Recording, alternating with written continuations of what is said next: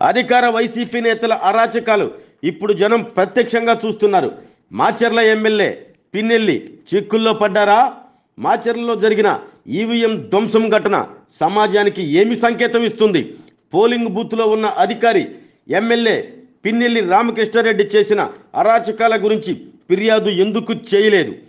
CC footage చూసేదాకా విషయం అంత గోప్యంగా ఉంచిన పోలీస్ అధికారుల పరిస్థితి ఏంటి? పోలీస్ అధికారులు ఎవరికి కొమ్ము కాస్తున్నారు? నేడు స్పందించిన ఎన్నికల సంఘం బాధ్యులపై కఠిన చర్యలు తీసుకోవాలి అనటంతో కదిలిన పోలీస్ యంత్రాంగం తెలంగాణలోని సంగారెడ్డి వద్ద ఎమ్మెల్యే పిన్నెల్లి రామకృష్ణారెడ్డి డ్రైవర్ను అదుపులోకి తీసుకున్న పోలీసులు కారులో సెల్ ఫోన్లు వదిలేసి పారిపోయిన పిన్నెల్లి బ్రదర్సు, పిన్నెల్లి సోదరులపై కఠిన చర్యలు తప్పు అంటున్న ఎన్నికల సంఘం. చూద్దాం మరి. ఈవీఎం ధ్వంసం చేసి బయటికి వచ్చిన పిన్నెల్లిని నిలదీసిన మహిళపై కూడా పరుష పదజాలం వాడిన పిన్నెల్లి సోదరులు అరాచకాలపై ఎన్నికల సంఘం పోలీసులు ఎలాంటి చర్యలు చేపడతారో మరి.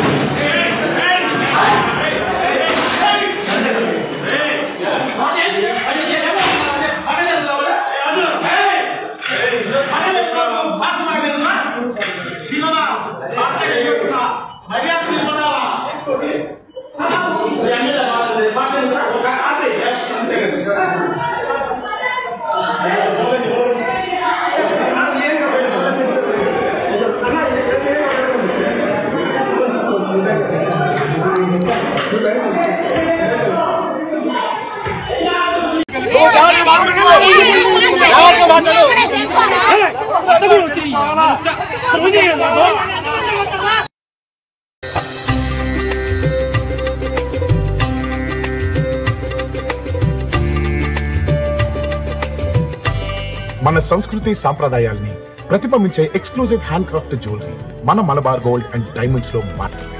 నా కుటుంబం, నా సంబరం,